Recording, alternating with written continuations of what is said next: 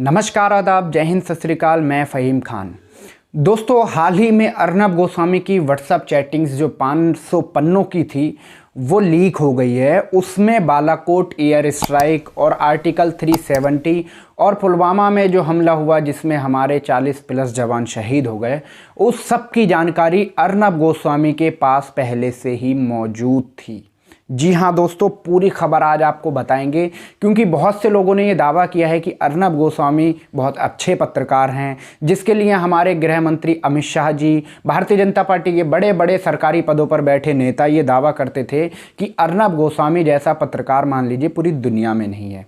अर्नब गोस्वामी के ऊपर अब इतने गंभीर आरोप लग चुके हैं कि अर्नब गोस्वामी का बचना मुश्किल है, लेकिन अर्नब गोस्वामी फिर भी बच जाएंगे क्योंकि वो भारतीय जनता पार्टी के बहुत ही ईमानदार पत्रकार हैं।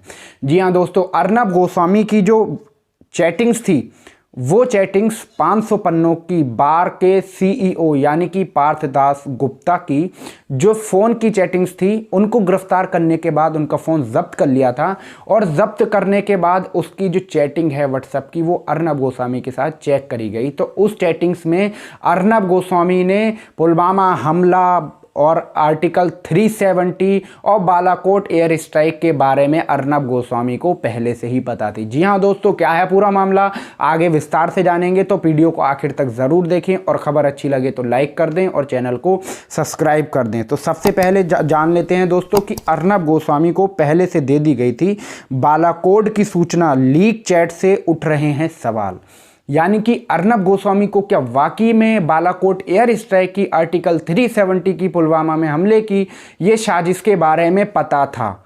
जी हाँ दोस्तों, क्या आप भी यही मानते हैं कि पता था या नहीं था?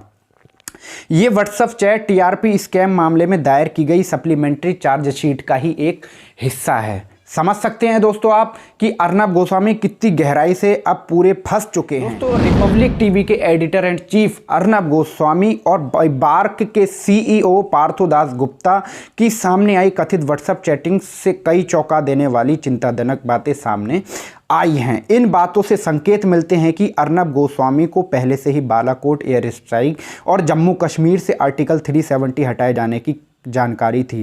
व्हाट्सएप चैट से टीआरपी स्कैम मामले में दायर की गई सप्लीमेंट्री चार्जशीट का ये भी एक हिस्सा है। पार्थोदास गुप्ता के फ़ोन से करीब 500 पन्नों की व्हाट्सएप चैट्स मिली है। ये सभी चार्जशीट के साथ कोर्ट में दायर की गई है।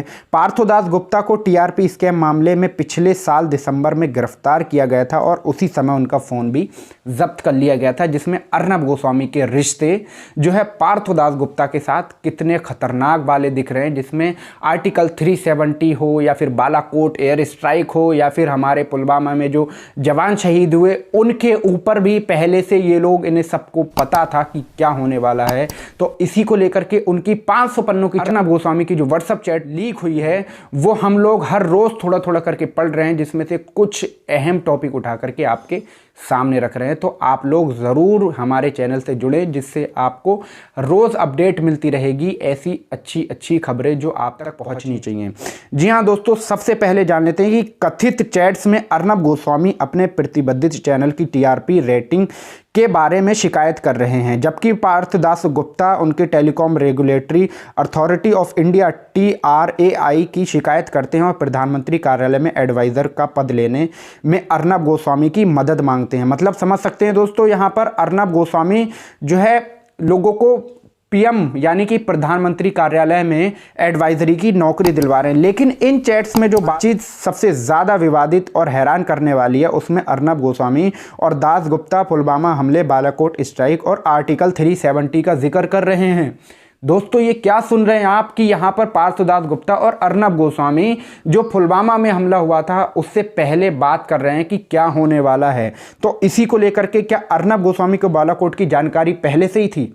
चलिए दोस्तों, इसके ऊपर बात करते हैं। 14 फरवरी 2019 को पुलवामा के करीब एक सीआरपीएफ काफिले पर आतंकी हमला हुआ था, जिसमें 40 जवान शहीद हो गए थे।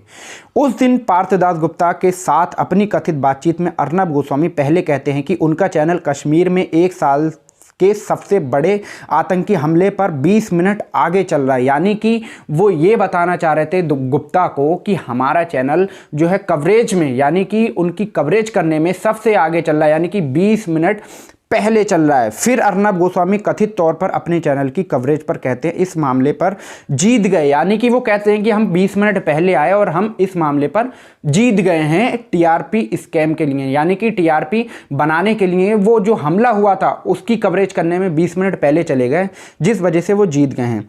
इस आतंकी हमले के बाद भारतीय वायुसेना ने 26 फरवरी 2019 को पाकिस्तान के बालाकोट में जवाबी हमला किया था। बालाकोट स्ट्राइक से 3 दिन पहले 23 फरवरी 2019 को अर्नब गोस्वामी कथित तौर पर पार्थोदास गुप्ता को बताते हैं कि कुछ बड़ा होने वाला है, यानी कि अर्नब गोस्वामी को पहले ही पता चल गया, प्रधानमंत्री कार्यालय की बातें और हमारे सेना की बातें पहले ही पता चल गई कि हमारे सेना के जवान जो है वो कुछ बड़ा करने वाले हैं। इसी के बीच दोस्तों जब पार्थोदास गुप्ता पूछते हैं कि क्या उनका मतलब दाऊद से है, तो अर्नब गोस्वामी जवाब देते हैं नहीं सर, पाकिस्तान इस बार कुछ बड़ा किए जाएगा, यानी कि अर्नब गोस्वामी को पता था पाकिस्तान बड़ा करने वाला है, लेकिन इसकी जानकारी किसी को नहीं दी। तो दोस्तों आप लोग भी अभी तक यही कह रहे थे कि आई सपोर्ट अर्नब गोस्वामी, तो अर्नब गोस्वामी के लिंक कहां कहां तक पहुंच गए हैं, पूरी वीडियो आखिर तक ज़रूर देखिए।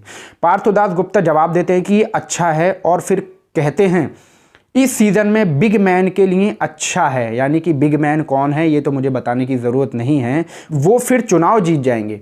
वाह भाई, मतलब हमला होगा ये सबको पता है, लेकिन उसको रोकने की वजह लोग मजम्मतें उड़ा रहे हैं और कह रहे हैं बिग बॉस को हमारे पता है और फिर वो चुनाव जीत जाएंगे। फिर कहते हैं स्ट्राइक या बड़ा, या समझ सकते हैं दोस्तों आप कि एयर स्ट्राइक की खबर पहले इन लोगों को पता है, लेकिन हमारी जो सेना है उसको अपमानित कर रहे हैं। हमारे 40 जवान शहीद हो गए हैं, फिर भी इसके ऊपर अभी तक कोई भी जो है चार्जशीट या फिर कोई भी तहकीकात नहीं हुई, ना ही कोई सीबीआई बैठी, ना ही कोई ईडी, किसी ने भी कोई तहकीकात नहीं करी कि हमारे 40 जवान शहीद हो गए हैं। अर्नब गोस्वामी कथित तौर पर जवाब देते हैं सामान्य स्ट्राइक से बड़ा, यानी कि वो कहते हैं, पार्थोदास गुप्ता कहते हैं स्ट्राइक होगी या बड़ा होगा, तो अर्नब गोस्वामी जवाब देते हैं सामान्य स्ट्राइक से बड़ा। और फिर कश्मीर पर भी कुछ बड़ा, पाकिस्तान पर सरकार आशयत है कि स्ट्राइक ऐसे किया जाएगा कि लोग उत्तेजित हो जाएंगे, यही शब्द इस्तेमाल किए गए हैं उस चैटिंग्स में पार्थोदास गुप्ता के साथ अर्नब गोस्वामी के। इससे संकेत मिलते हैं कि अर्नब गोस्वामी को पहले से सिर्फ ये नहीं पता था कि पुलवामा हमले का जवाब सरकार बड़े स्तर पर देने जा रही है, बल्कि इस बात की भी जानकारी थी कि जवाबी हमले का संभावित पब्लिक रिएक्शन कैसा होगा, यानी कि वो ये जानते थे कि पब्लिक अंधभक्तों की तरह जुट जाएगी मोदी मोदी करने के लिए, वोटिंग में जीत जाएंगे मोदी जी, इस तरीके का भी उन्हें नहीं पता था। तो दोस्तों देख सकते हैं आप कि किस तरीके से अर्नब गोस्वामी जो है हमारे देश के साथ, हमारे जवानों के साथ, हमारे नौजवानों के साथ खिलवाड़ कर रहे हैं और हमारे देश की जनता के साथ धोखाधड़ी कर रहे हैं। ये सब आपके सामने रख रहा हूं मैं। कश्मीर की खबर कैसे मिली, डोभाल ने अर्नब से पूछा, यानी कि एनएसए के जो अजीत डोभाल हैं उन्होंने अर्नब गोस्वामी से पूछा कि आपको जानकारी कैसी मिली। कथित चैट से ये भी संकेत मिलते हैं कि अर्नब गोस्वामी को जम्मू कश्मीर के आर्टिकल 370 हटाए जाने की भी जानकारी पहले से ही मिल गई थी। केंद्र सरकार ने 5 अगस्त 2019 को आर्टिकल 370 रद्द किया था। देख सकते हैं आप दोस्तों, मैं आपको पढ़ के बता रहा हूँ सारी बातें। द क्विंट ने इसको छापा है। द क्विंट अगर नहीं जानते तो आपको मैं डिस्क्रिप्शन में इस पूरी खबर की लिंक दे दूंगा, आप वहां जाकर के पूरी पढ़ सकते हैं। 2 अगस्त को पार्थोदास गुप्ता कथित तौर पर अर्नब गोस्वामी से पूछते हैं कि क्या आर्टिकल 370 सच में हटाया जा रहा है। अर्नब गोस्वामी जवाब देते हैं, सर मैंने ब्रेकिंग में प्लेटिनम स्टैंडर्ड सेट किए हैं और ये स्टोरी हमारी है। इसके बाद अर्नब कहते हैं कि वो अगले कुछ दिनों में राष्ट्रीय सुरक्षा सलाहकार एनएसए अजीत डोभाल और पीएमओ से मिलने वाले हैं। साफ जाहिर हो रहा है दोस्तों कि अर्नब गोस्वामी हर किसी से मिले हुए हैं और कहते हैं कि मैं एक पत्रकार हूं, पूछता है भारत। लेकिन आज के समय में अर्नब गोस्वामी पे थूक रहा है भारत कि किस तरीके से सब कुछ पता होने के बाद भी हमारे सेना के 40 जवान शहीद हो गए हैं। यहीं पर दोस्तों वो 4 अगस्त 2019 को अर्नब गोस्वामी कथित रूप से दावा करते हैं कि उनके चैनल ने जम्मू कश्मीर की स्थिति पर खबर ब्रेकिंग की थी। वो पार्थोदास गुप्ता को मैसेज करते हैं, कहते हैं बॉस हमने स्टोरी 12:19 पर ब्रेकिंग की, आज तक ने 12:57 पर स्क्रीनशॉट शेयर किया गया है, अगर कोई मदद लेनी हो तो संपर्क करें। 5 अगस्त 2019 को अर्नब की कथित तौर पर पार्थोदास गुप्ता को फिर मैसेज करते हैं, अकेला नेटवर्क जो लाइव है और उससे बड़ी और सबसे बड़ी स्टोरी ब्रेक की है। रिपब्लिक नेटवर्क ने साल की सबसे बड़ी स्टोरी ब्रेक की है। ये बातें चल रही हैं पार्थोदास गुप्ता, यानी कि जो बार के सीईओ हैं पार्थोदास गुप्ता, उनके साथ ये बातें चल रही हैं। अर्नब गोस्वामी कथित तौर पर भी ये संकेत देते हैं कि अजीत डोभाल तक जानना चाहते थे कि उन्हें खबर कैसे मिली। गोस्वामी ने लिखा, पिछली रात सबसे बड़ी स्टोरी मेरे पास पहले थी। आज मुझे एनएसए ने बुलाया और पूछा कि स्टोरी कैसे मिली। एनएसए और पीएमओ में सब लोग भारत और रिपब्लिक पर लगे थे। श्रीनगर जाने से पहले डोभाल मुझसे मिले थे।